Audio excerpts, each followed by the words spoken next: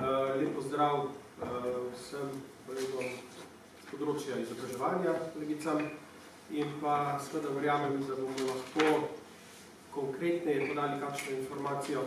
Ministrica seveda vse lepo pozdravlja.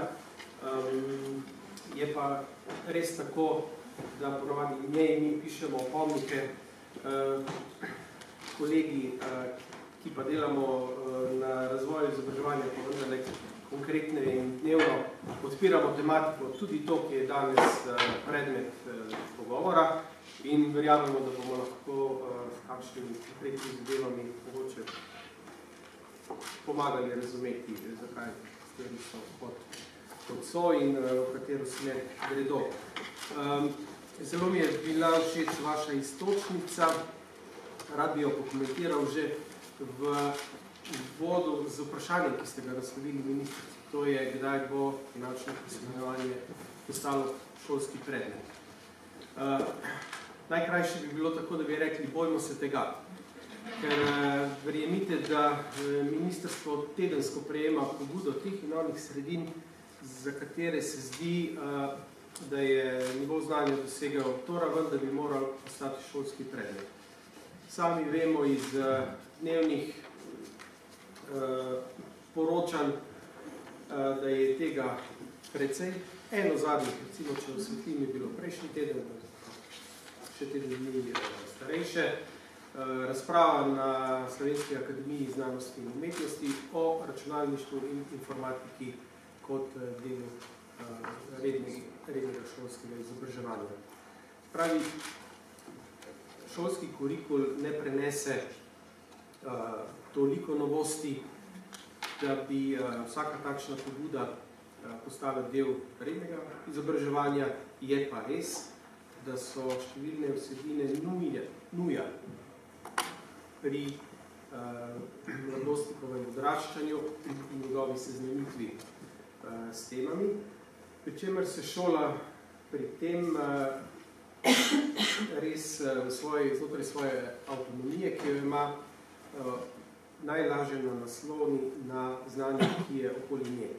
To je svoje vrste umetnost, kar pomeni, da kolikor je določeno polje razvito in poseduje željo, da širi znanje, verjemite, da so ravnatelji in učitelji sposobni znajti kakovostne izvajalce v svoji okolici in se obrniti pri posredovanju določenih informacij na vas, konkretno, ki ste bili danes tukaj našteti kot nosilci teh znanj.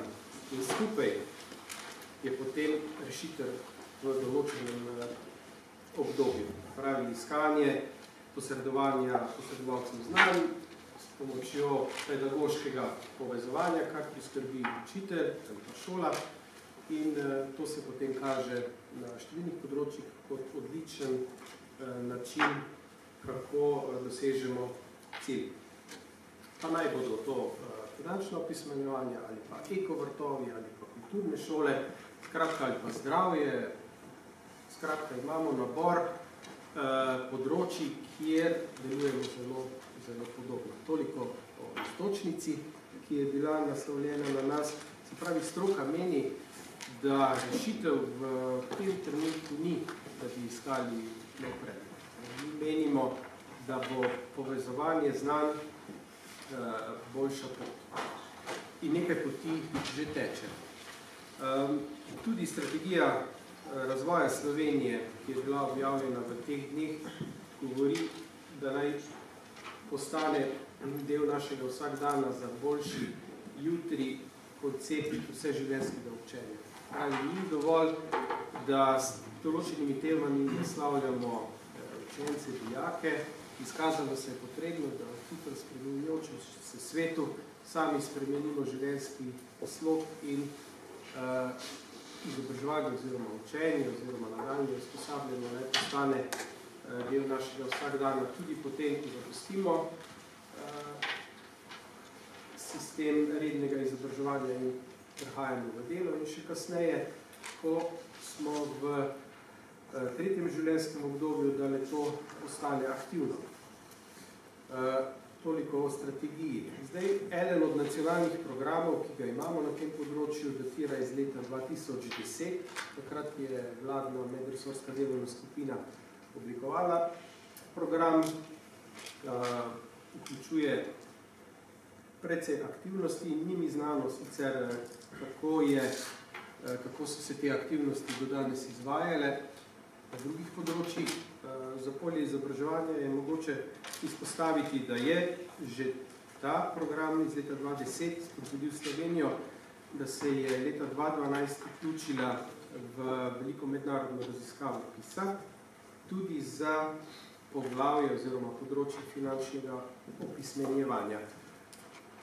PISA se sicer objavljamo, zadnja objava je bila lansko leto in vključuje podatke pridobljene iz leta 2015, vendar ni bila specializirana v 2015 za finančno opismenjevanje, vendar za pravno pismenost.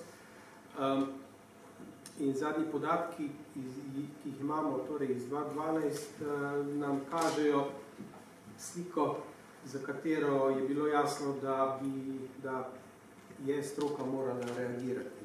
Se pravi, PISA meri sposobnost dijakov, da uporabijo znanje, se pravi, uporabnost znanja. In izkazalo se je, da so dosežki 14-letnikov bili v zadnji tretjini sodelujočih držav, se pravi, od 44 držav, ki je sodelovalo v PISI, se jih je 18 vključilo v merjenje finančne pismenosti in tukaj je bilo znanje naših učencev, 14-letnikov, pod povprečjem držav OECD, ki so sodelovali. Pod povprečjem so bila takrat tudi nekatera druga področja, bralna in matematična, tudi naravoslovna pismenost, pri čemer ste mogoče zasledili, da so pa zadnji objavljeni dosežki iz leta 15, se pravi objavljeni so bili dobro leto nazaj, pa kažejo zelo velik, spodbuden napredek učencev in dijakov in na področju matematične pismenosti pa že naravnost odlične dosežke. Se pravi, dosegajo pa že sam vrh. To nekako kaže, da aktivnosti, ki jih je stroka izvedla, sodelovali seveda z učitelji, s prenovami, ki so bili uvedeni, že kažejo na izboljšanje teh trendov. Podatkov samih za finančno pismenost nimamo, lahko pa sklepamo, da trend rasti na področju bralne pismenosti, naravoslovnih in matematičnih kaže na pozitivne odzive. Glede same finančne pismenosti pa seveda sklepati neposredno ni mogoče. Glede področij, ki jih današnji slovenski izobraževalni sistem ima in skozi katere nagovarja učence glede finančne pismenosti, je to zagotovo znano predmet gospodinjstvo. Edini takšen, ki obravnava različne vsebine neposredno. Sicer pa najdemo elemente denarja in finančnega izobraževanja še prečno po področjih, kot so zgodovina, matematika, vendar tega seveda bistveno manj. Učitelj oziroma profesor gospodinjstva je pri nas tudi edini profil, ki ima v okviru dodiplomskega izobraževanja v študijskem programu vsebine ekonomije in ekonomike.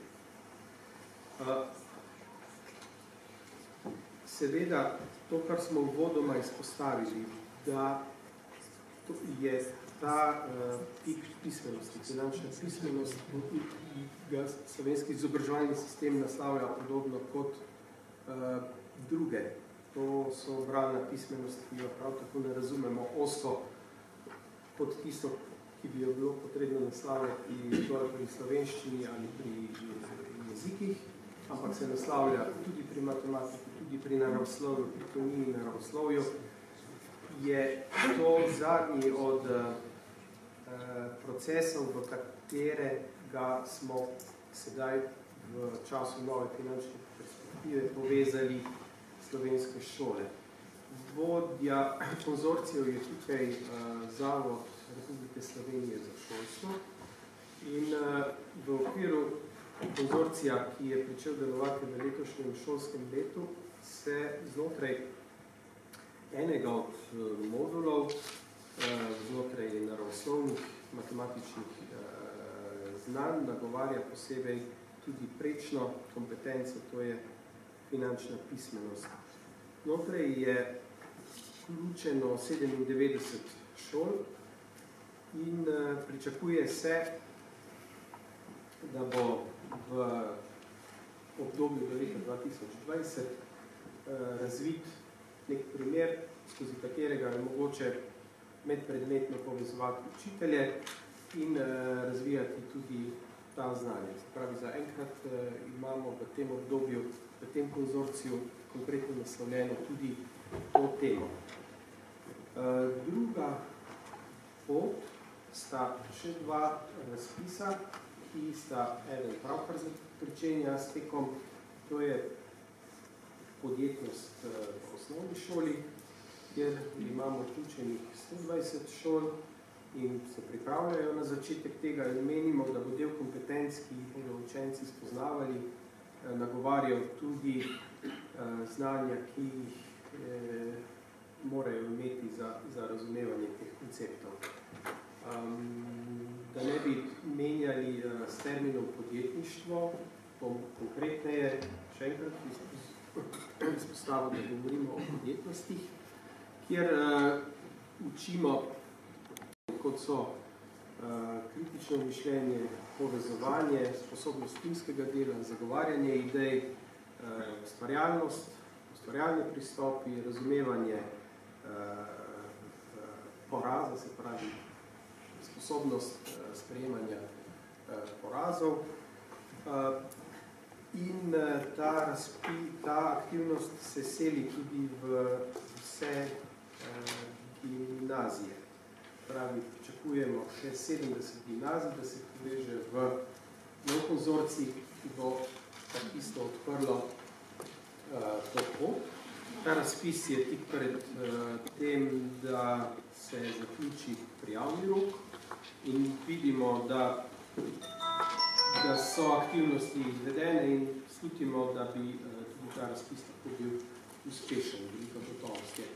Posebnost teh dveh zadnjih razpisov, ki nagovarja podjetnost, je ta, da je tukaj šoli omogočeno, da se poveže z lokalnim okoljem. Kar pomeni, vsi deležniki, ki delujete skozi krožke, je tukaj odprt prostor, da vstopite v šolske time in delujete sinergično.